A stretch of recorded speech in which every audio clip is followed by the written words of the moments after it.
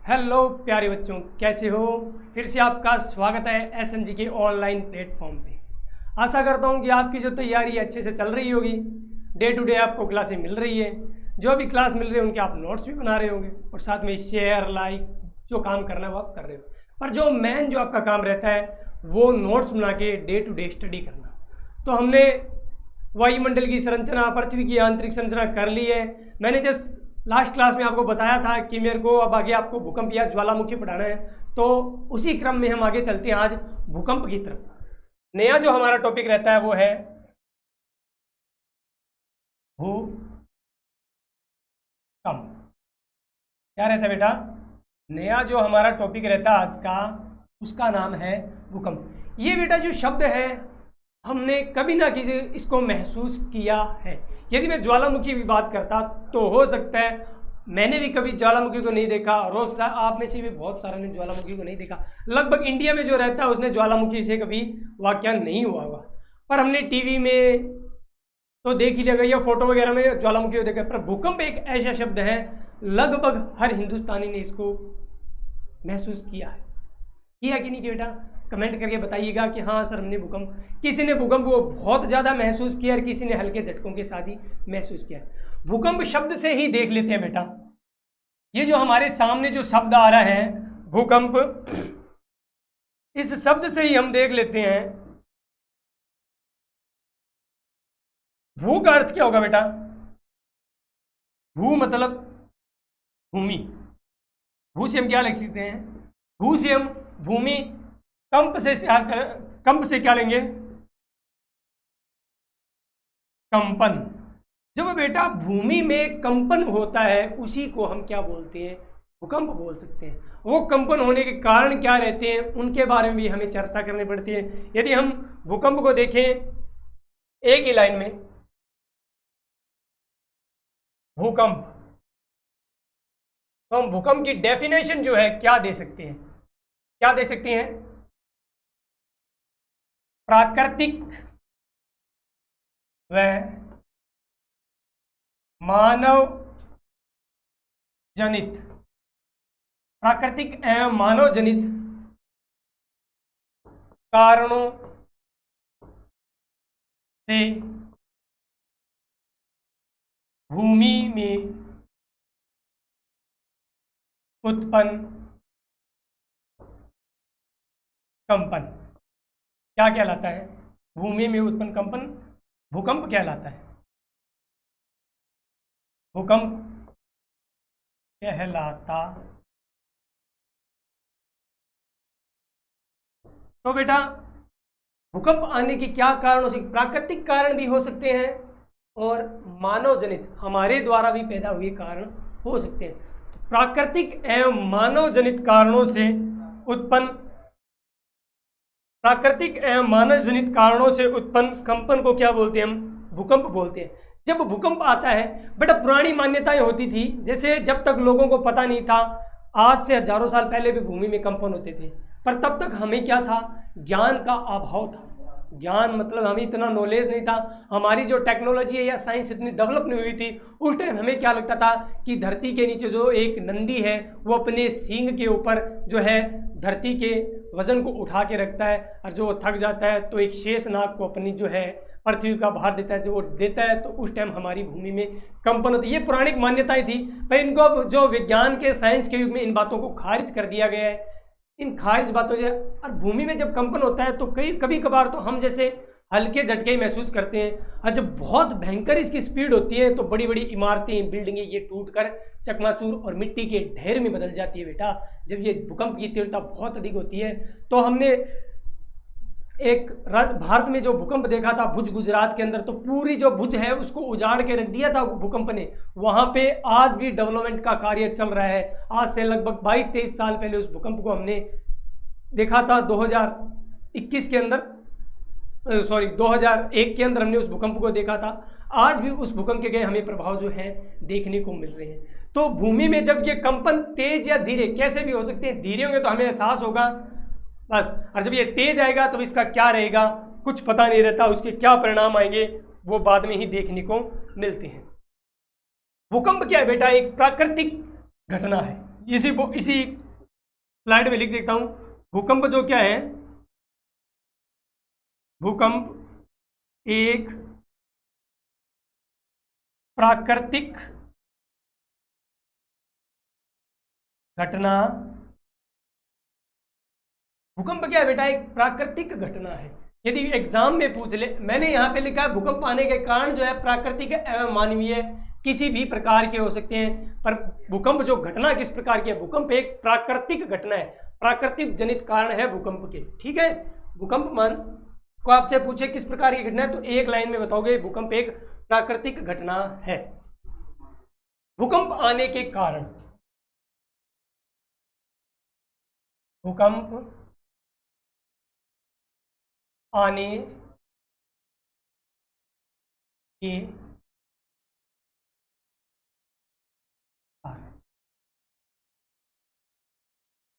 बेटा, भूकंप आने के जो हम कारण देखते हैं, भूकंप की उत्पत्ति क्यों होती है, कैसे होते हैं, इन कारणों का हम जब अध्ययन करते हैं तो हमें जो पहला जो कारण मिलता है वो रहता है ज्वालामुखी।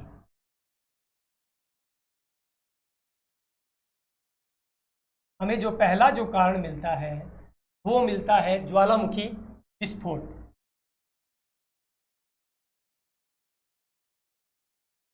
आप पूछोगे सर कैसे, बता दो।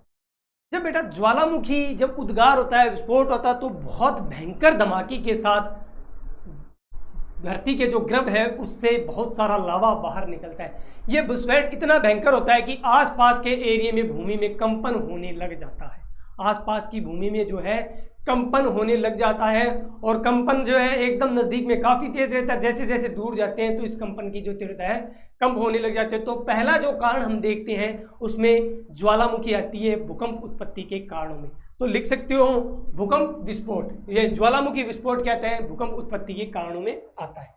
नंबर 2 कारण, प्लेट विवर्तन। प्लेट विवर्तन बेटा हम देखते हैं हमारा जो ये स्थलखंड है, कुछ प्रमुख प्लेटों के ऊपर, जैसे हम महाद्वीप बोलते हैं, महाद्वीपों के ऊपर नीचे आंतरिक भाग में लावा के ऊपर कुछ प्लेटें हैं, बहुत मोटे मोटे दृढ़ भूखंड होते हैं, उन्हें हम प्लेटें बोलते हैं। ये लावा के ऊपर बेटा तैरती रहती है। ये क्या करती है, लावा के ऊपर ये प्लेटें अपनी दिशा में तैरती रहती है। कभी कभी क्या होता है, ये जो प्लेटें हैं आपस में एक दूसरे से टकरा जाती है।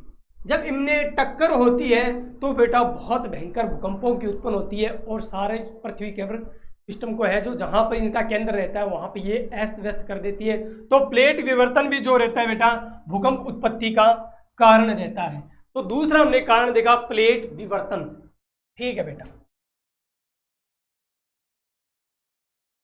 प्लेट विवर्तन के बाद हम देखते हैं बेटा जो तीसरा जो हमारे सामने कारण आता है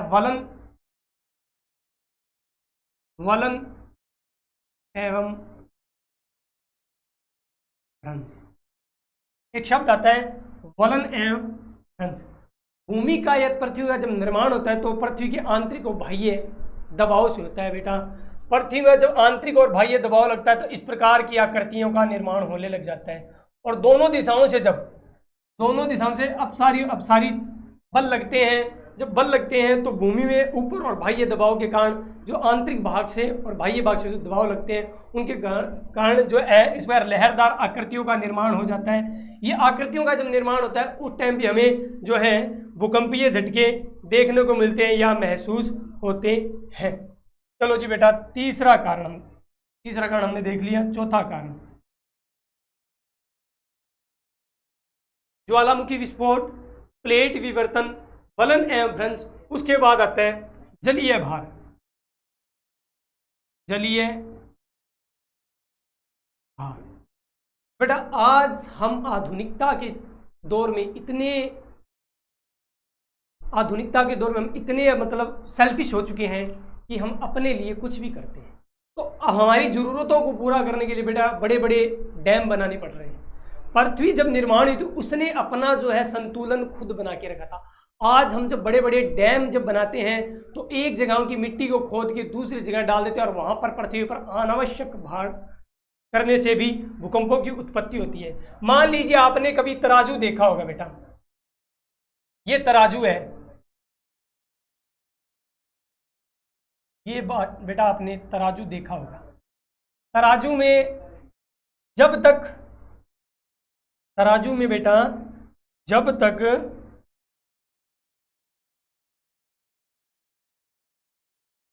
वेट जो है बराबर रहता है तो ये जो तराजू है उसके जो पलड़े हैं वो बराबर रहेंगे।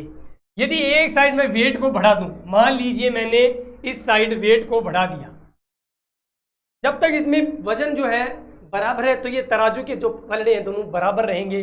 मान लीजिए मैं इसको एक बार इरेज करके दोबारा बनाता हूं, एक साइड में वजन बढ़ा दूंगा,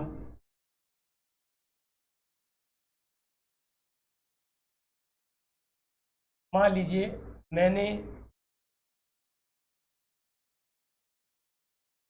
वजन बढ़ा दिया, तराजू में मैंने वजन बढ़ा दिया, तो तराजू क्या एक समान लटकता रहेगा या बराबर रहेगा ना। उसी प्रकार हमारी पृथ्वी पर हमने डैम वगैरह वगैरह के पृथ्वी के संतुलन को बिगाड़ दिया है। संतुलन को बिगड़ने के, अब जब आप किसी दुकान पे जाते हो कुछ सामान लेने के लिए, एक साइड में जब वजन ज़्यादा होगा तो तराजू का पलड़ा जो है हिलता रहेगा। उसी प्रकार जब हम जलीय भार, जब हम डैम वगैरह बनाते हैं तो पृथ्वी के जो वजन है उनमें असंतुलन उत्पन्न हो जाता है और पृथ्वी जो है कंपन करने लग जाती है, उससे भी हमारे जो है भूकंप उत्पन्न होते हैं। ठीक है बेटा, तो जलीय भार से भी पृथ्वी में असंतुलन आने के कारण जो है क्या होते हैं बेटा, भूकंप उत्पन्न। पांचवा जो कारण मैं देखता हूं, परमाणु विस्फोट।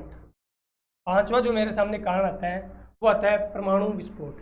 बड़े बड़े युद्ध लड़ने के लिए हमारे पास परमाणु हथियार होने चाहिए। आपने न्यूज़पेपर में या न्यूज़ में देखा होगा, जब ये परमाणु विस्फोटकों का प्रशिक्षण होता है तो बेटा बहुत ज़्यादा धमाके होते हैं और बहुत ही भयंकर भूकंपीय झटके हमें महसूस करने को मिलते हैं। तो भूकंप आने के कारण में हम परमाणु विस्फोट को भी ले सकते हैं। और लास्ट जो कारण आता है बेटा, उसमें हम आंतरिक भाग की गैसें, आंतरिक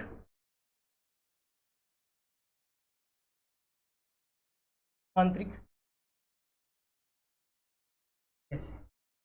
बेटा जमीन के अंदर जो है गैसें हैं वो पृथ्वी पर आने के लिए दबाव लगाती है नीचे से, उससे भी बेटा क्या होता है, जैसे हम एग्जाम्पल के तौर पे देख लेते हैं, यहाँ पर ये भूमि की है, यहाँ से कोई गैस है जो पृथ्वी के बाह्य भाग में आने की कोशिश कर रही है। ये जब गैस आने के लिए गिरी तो ये पृथ्वी के जहाँ पे कमजोर चट्टान मिलेगी इसको तोड़ करके वहां से निकल जाती है भूकंप के माध्यम से, वो ज्वालामुखी के माध्यम से। जब तक इसको कमजोर सेल नहीं मिलती है तो ये पृथ्वी में क्या करती है, कंपन उत्पन्न करती है। क्या करती है, कंपन उत्पन्न करती है और भूकंप की उत्पत्ति होती है। जहां पे इसको कमजोर सेल मिली उसको तोड़ करके ये ज्वालामुखी के माध्यम से ये गैसें बाहर निकल जाती हैं। तो पृथ्वी के आंतरिक भाग की जो गैसें हैं वो भी क्या करती हैं, भूकंप उत्पत्ति के अंदर महत्वपूर्ण कारण बनती है। तो हमने देखा ज्वालामुखी विस्फोट, हमने सबसे पहला बेटा ज्वालामुखी विस्फोट को देखा, प्लेट विवर्तन को देखा, वलन भ्रंश को देखा। ये हो गई बेटा प्राकृतिक कारण, प्राकृतिक वलन भ्रंश भी प्राकृतिक कारण, जलीय भार जो मानव कारण हो गया, परमाणु विस्फोट भी मानवीय कारण हो गया, और ये आंतरिक गैसें हैं वो भी प्राकृतिक कारणों के अंतर्गत आती है। चलो जी नेक्स्ट बात पे चलते। अब हमें अनुमान कैसे लगाते हैं कि जल जो है भूकंप आने वाले हैं। बेटा भूकंपों का पूर्वानुमान लगाया जा सकता है। तो अगली जो हेडिंग है भूकंप का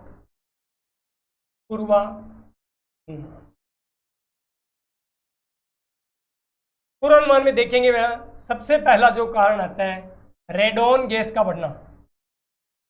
रेडॉन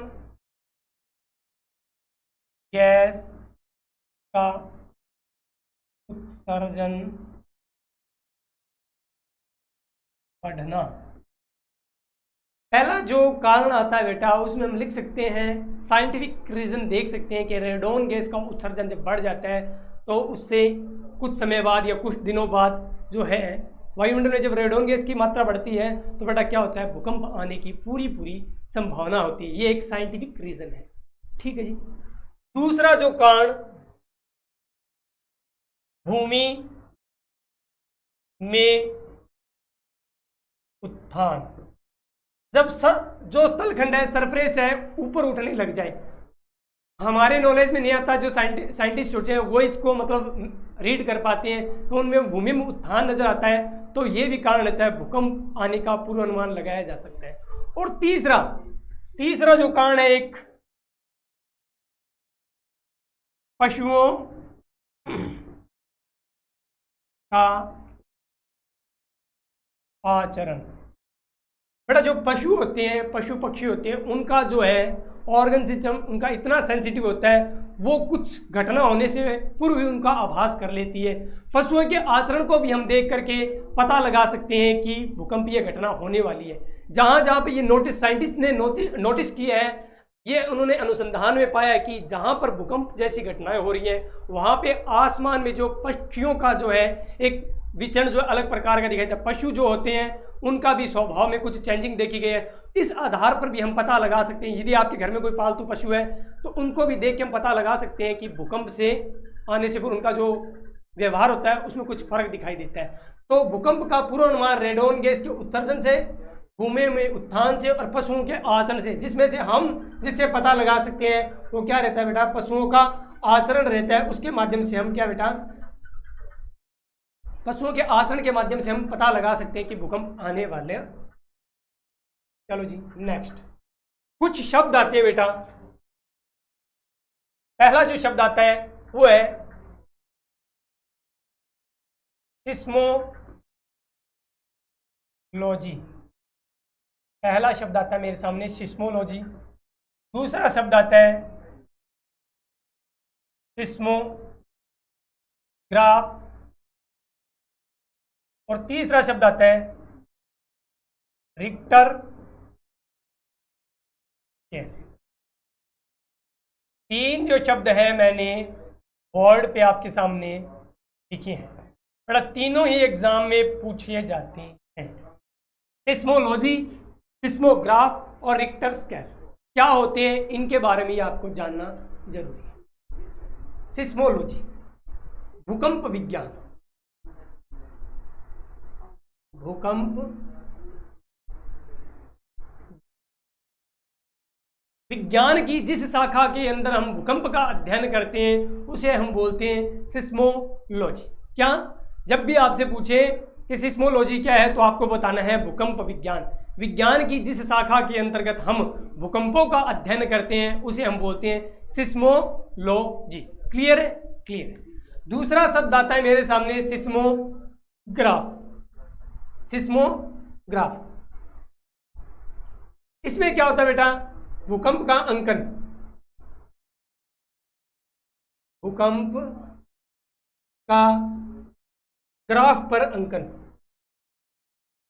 ग्राफ पर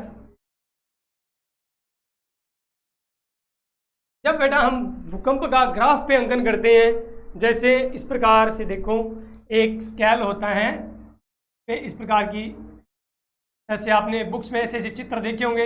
इस प्रकार का एक ग्राफ बना तो बहुत ही ऐसे बारीक बारीक लाइंस दी होती है, उसमें उनकी स्पीड का अंकन करते हैं। ग्राफ पेपर आता है, कोई भी आप स्टेशनरी शॉप पे जाओ, हमें ग्राफ पेपर देना तो आपको दे देगा। उस पेपर को देखना और देख के वापस दे देना, पैसे नहीं देने अपने को। तो भैया ग्राफ पेपर दिखाना, वो देगा, देखने का नहीं चाहिए, दे देना। एक काम करना ऐसे करके ना, मजे आएंगे, ठीक है। ग्राफ पेपर देखना, उस ग्राफ पेपर पे जो भूकंप का अंकन होता है उसे हम क्या बोलते हैं, सिस्मोग्राफ। भूकंप का अंकन, ग्राफ पर अंकन, भूकंप का ग्राफ पर जो अंकन किया जाता है उसे बोलते हैं हम सिस्मोग्राफ। तीसरा नाम आता है रिएक्टर स्केल। ये क्या होता है, भूकंप की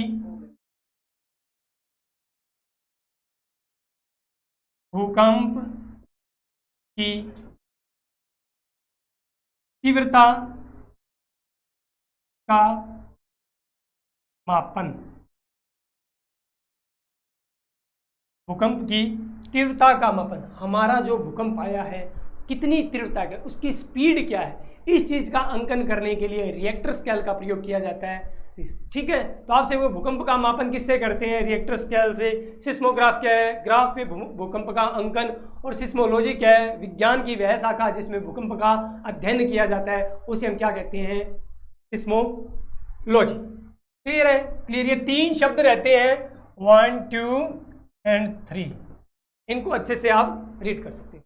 बेटा आपका काम पढ़ने का है, मेरा काम पढ़ाने का है। आपको ये पता लग गया होगा इतने दिन में, यूट्यूब पर SMG एकेडमी आपको बिल्कुल निःशुल्क, कोई भी आपसे पैसा नहीं ले रही है तो सिर्फ आपका टाइम ले रही है। बेटा आपको टाइम दे करके अपनी पढ़ाई को अच्छे से चलाना है, तो आपको ये काम करना है, आप डे टू डे पढ़ते रहिए, बस इतना सहयोग कर दीजिए। बाकी काम मेरा है, आनंद सर का काम है। आनंद सर आपके लिए डेली अच्छा नया कंटेंट लाते रहेंगे। चलो जी बेटा, हमने देख लिया भूकंप आने के कारण पूर्वानुमान और कुछ जो शब्दावलियां थी उनको भी हमने देख लिया। अब आता है बेटा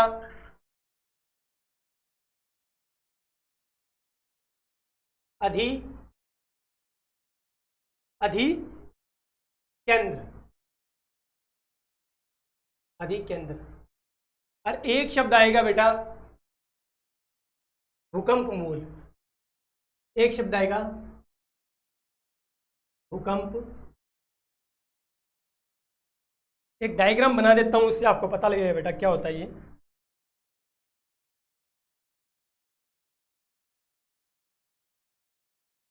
एक डायग्राम बना लेते हैं हम।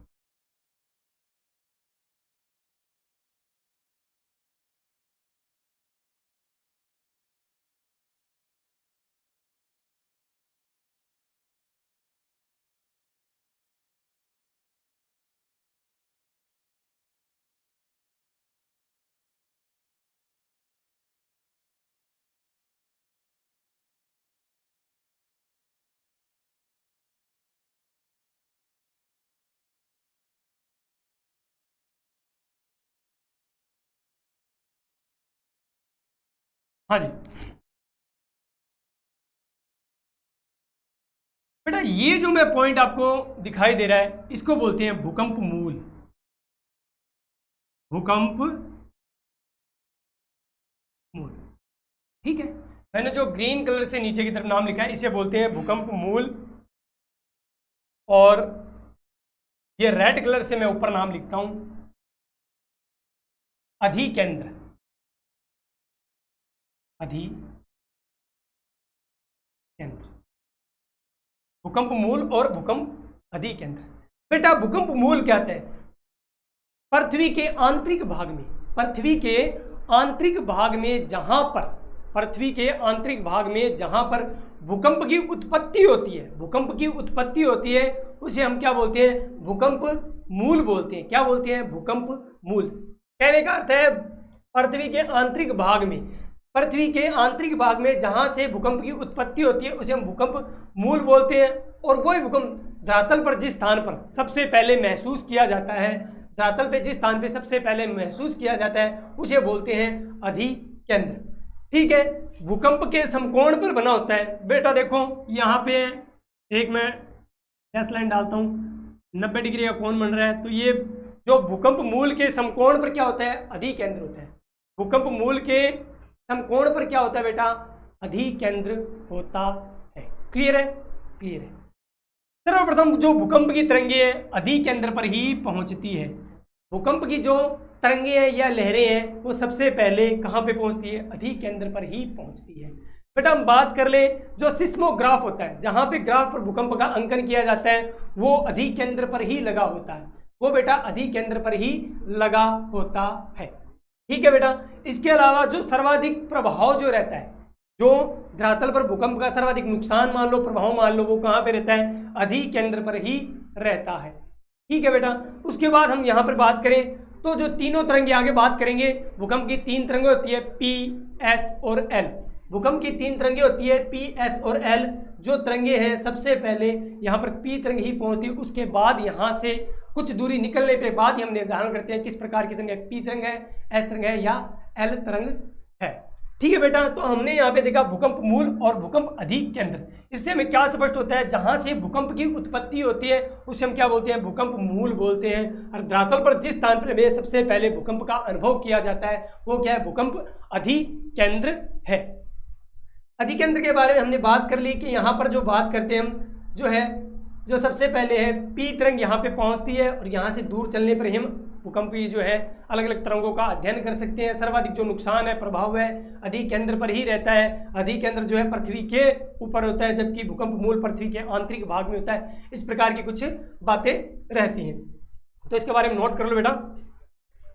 अधिकेंद्र के बारे में पहले हम भूकंप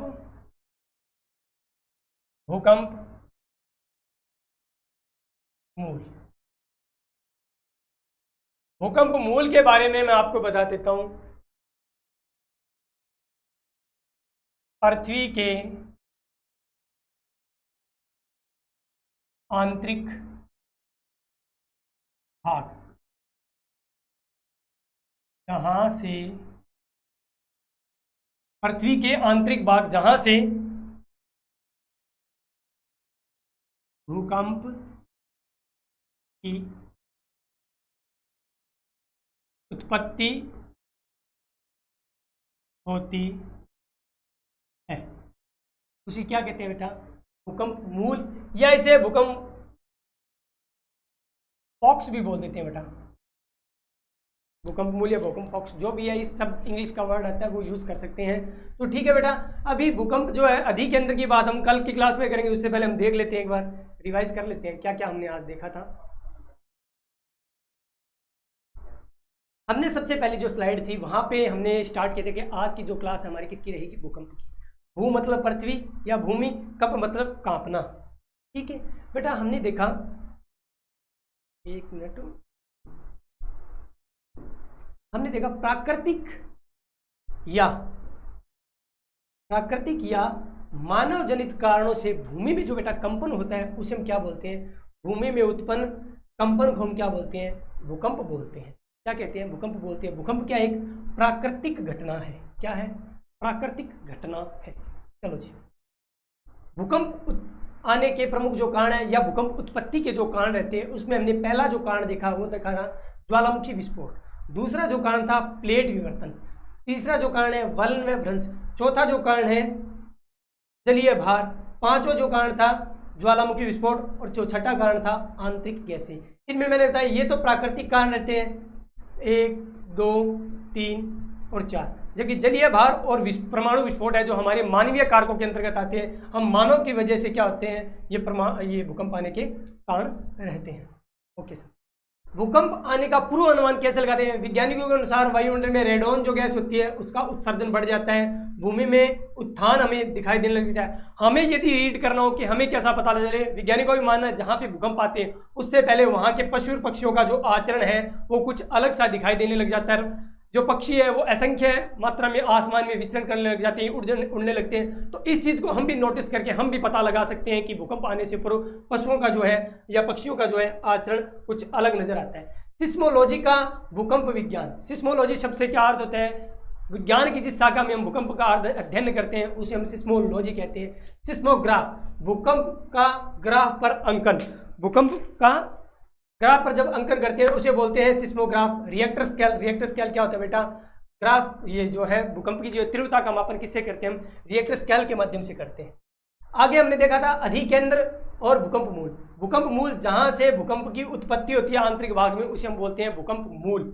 अधिकेंद्र के बारे में इसके समकोण पे होता है। भूकंप मूल के सबसे पहले यहाँ नुकसान सर्वाधिक होता है। सिस्मोग्राफ के भी टेक्निकल क्लास में और भी डिटेल से बात करेंगे। फिर हमने देखा भूकंप मूल के बारे में या पॉक्स के बारे में, पृथ्वी के आंतरिक भाग में जहाँ भूकंप की उत्पत्ति होती है उसे हम भूकंप मूल कहते हैं। तो बेटा डन, एकदम आपको क्या करना है, अच्छे से स्टडी करनी है, क्लास को शेयर करना है ताकि आपके साथ आपके और भी भाई बहन जो है अच्छे से पढ़ सके, अध्ययन कर सके और आपको इस एसएमजी के ऑनलाइन प्लेटफॉर्म से आपको ज़्यादा से ज़्यादा लाभ मिल सके। तो बेटा पढ़ते रहिए, मुस्कुराते रहिए। जय हिंद, जय भारत।